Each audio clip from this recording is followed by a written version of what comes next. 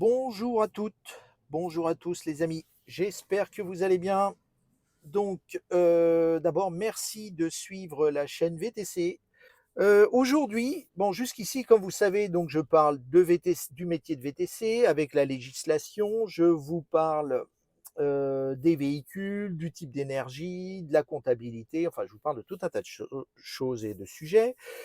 Mais je vais vous parler aujourd'hui, faire un tout petit peu d'histoire et vous parler aujourd'hui de ce qu'il y avait avant la terminologie, le terme VTC. Alors d'abord, VTC, ça veut dire quoi? Ça veut dire véhicule ou voiture de transport avec chauffeur. C'est une appellation qui existe depuis 2015. Donc c'est une appellation qui existe depuis 2015 et nous, notre ministère de tutelle, c'est le ministère des Transports et donc aussi le ministère de l'Intérieur au-delà. Donc ministère des Transports, mais il faut savoir qu'avant l'appellation en 2015 de véhicule de transport avec chauffeur, il y a eu à partir de 2009-2010 l'apparition du terme VTC. Mais à cette époque, c'est-à-dire qu'à partir de 2009 jusqu'à 2015, le terme VTC voulait dire voiture de tourisme avec chauffeur. Et là, notre ministère de tutelle était le ministère du tourisme. Et donc, c'était moins organisé qu'aujourd'hui. Il se trouve que, en fait, à l'origine de tout ça, il y avait avant la grande remise. Alors la grande remise, ça date de l'ancien régime, c'est-à-dire à l'époque où il y avait encore les rois, donc on est au-delà de 1789, hein, on est au 16e, 17e, 18e siècle, bon de toute façon, Révolution française 1789, c'est-à-dire fin 18e siècle. Et donc on appelait ça grande remise. Pourquoi? Parce que donc des gens comme nous, nos ancêtres avaient donc des fiacres et les fiacres étaient logés dans des grandes remises qui étaient au Louvre ou au château de Versailles. C'est pour ça qu'on a appelé ça la grande remise. Donc ce terme grande remise a traversé les époques pour arriver jusqu'en 2009-2010. Qu'est-ce qui s'est passé? On va dire, bon, on va pas remonter parce qu'à l'époque des rois, on s'en fiche un petit peu, mais on va parler du terme grande remise, c'est-à-dire ces quelques décennies passées. Il faut savoir qu'avant, c'est-à-dire il y a 20 ans en arrière, il suffisait, 20 ou 30 ans en arrière, il suffisait de déclarer son activité, donc avoir un permis de conduire et déclarer son activité auprès de la préfecture. Il n'y avait pas d'examen à passer, rien du tout. Mais cette activité de grande remise, en fait, était un service très haut de gamme qui était lié au tourisme. Ce qu'on appelait à l'époque la grande remise, donc à l'époque, je vous rappelle que les Uber, Bolt n'existaient pas, et quand on faisait de la grande remise, c'était systématiquement un service haut de gamme avec des gros véhicules en général de marque allemande et noirs.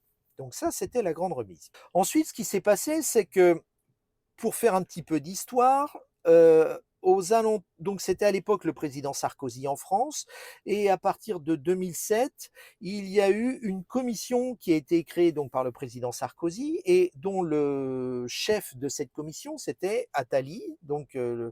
Et ce fameux rapport Attali était dédié pour libéraliser quelques forces économiques qui étaient un petit peu engoncées depuis des décennies ou des siècles. Et notamment, donc, il s'est attaqué aux notaires, il s'est attaqué aux pharmaciens et il s'est attaqué aussi aux taxis, puisque les taxis, à l'époque, c'était un système avec des licences, comme on appelait ça. Enfin, c'était un système assez fermé et on sentait bien que dans beaucoup de villes, il manquait de taxis.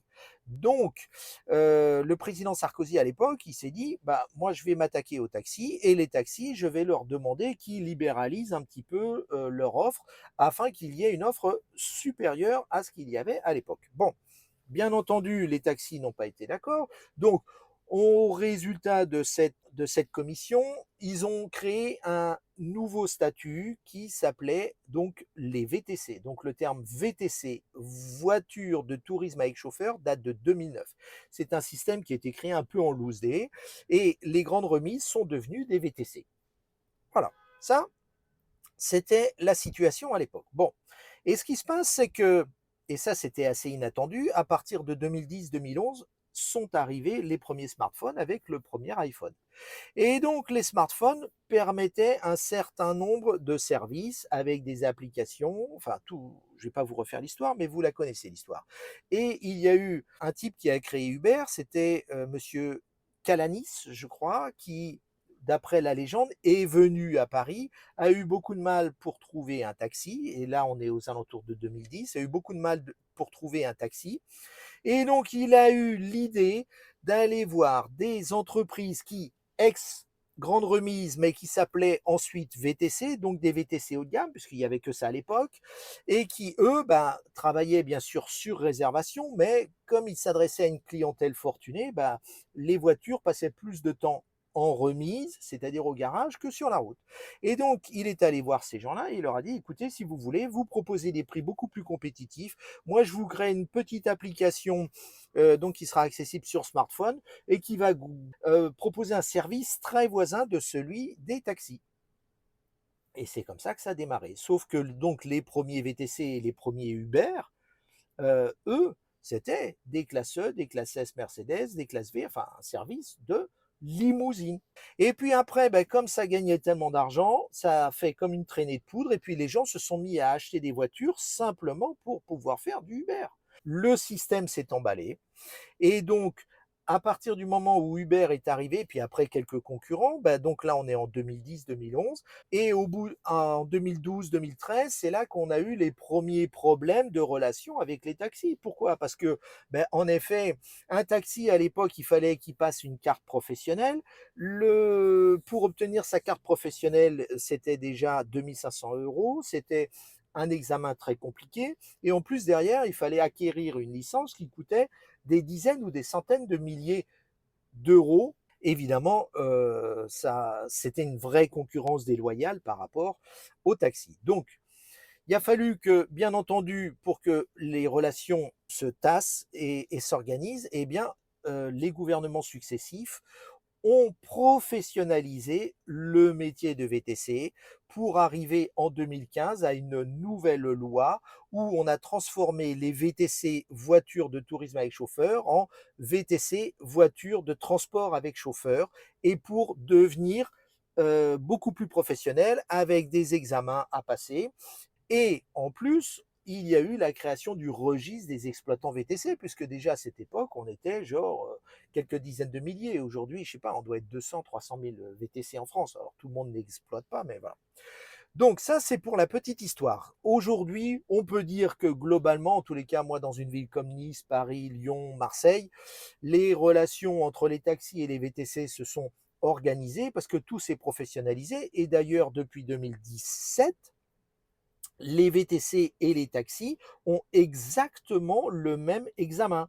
Donc, c'est pour ça qu'il y a moins de distorsion de concurrence. Bon, ça c'est pour la petite histoire. Donc, de grande remise, on passe à VTC et VTC à véhicule de transport avec chauffeur. Maintenant, on est tous des VTC, que ce soit un jeune qui démarre avec une Renault Zoé ou une personne qui a une classe S ou une entreprise qui a une classe S, une grosse classe S noire, on est tous des VTC, mais on ne fait pas tous le même métier, car il y a des VTC qui ont en effet une petite voiture, et avec cette petite voiture ne font que de la plateforme Uber, Bolt, Hitch, ce que vous voulez. Bon, ça, c'est pour monsieur et madame tout le monde. Et il faut avouer que c'est un service qui ressemble à ce qui est proposé par les taxis. D'accord? Par contre, il y a toujours, en tous les cas, par exemple, moi je le vois ici sur Nice, il y a toujours une grosse offre de VTC, mais haut de gamme, ce qui était appelé avant la grande remise. Alors aujourd'hui, si vous voulez vous émanciper, c'est-à-dire vous affranchir des plateformes. Bon, on démarre. Moi, le premier, j'ai démarré, j'avais différentes voitures. Aujourd'hui, j'ai une Tesla Y. Bientôt, je vais encore monter en gamme, je vous en parlerai. Mais donc, soit vous avez une voiture, on va dire, un peu ordinaire, et bah, vous faites de la plateforme, et puis si derrière vous arrivez à proposer un service un peu haut de gamme, eh bien vous allez vous constituer une clientèle privée.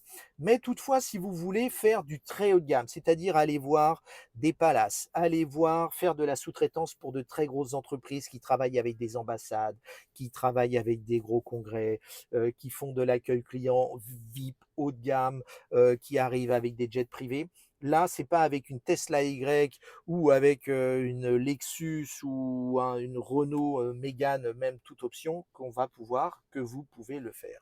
Il faut dans ces cas-là avoir, pour faire de la grande remise, de l'ex-grande remise, c'est-à-dire vraiment du VIP, et bien là, il faut absolument avoir le produit qui correspond, c'est-à-dire une grosse voiture, en général allemande pardon, et noire. C'est-à-dire qu'aujourd'hui, quand vous voulez faire de l'équivalent grande remise, il vous faut absolument, la grande référence, c'est Mercedes. Mercedes classe E, classe S, classe V. Après, sont acceptés, suivant les circonstances, des alternatives. Tesla X, Tesla S. 3Y, ça ne marche pas. Les BMW 5 et 7, les Audi. Mais il faut absolument que les voitures soient donc noires, gros cylindrées, un intérieur cuir, avec le chauffeur qui porte un costume plutôt sombre et une cravate. Ça, si vous voulez vous émanciper et vous affranchir des applications et donc vous élever en gamme et gagner plus d'argent, plus de chiffre d'affaires, il faut absolument changer votre véhicule, changer votre produit et passer dans quelque chose beaucoup plus haut de gamme, c'est-à-dire les véhicules que je viens de vous énumérer. Ça, c'est indispensable. Même si vous avez une belle Tesla Y, vous allez dans un palace 5 étoiles sur les Champs-Élysées ou sur la Croisette, eh bien, on va vous dire non, monsieur, ça ne nous intéresse pas. Vous avez une classe S Mercedes, oui, ça m'intéresse. Voilà ce que je voulais dire sur la façon de travailler, sur l'histoire et sur la façon de faire de l'ex-grande remise. Voilà les amis. Bah, sur ce, je vous dis à bientôt. Surtout, bah, abonnez-vous, comme ça, moi, je suis content. Et puis, et de cette manière, vous ne louperez aucune vidéo. Je vous dis à bientôt les amis.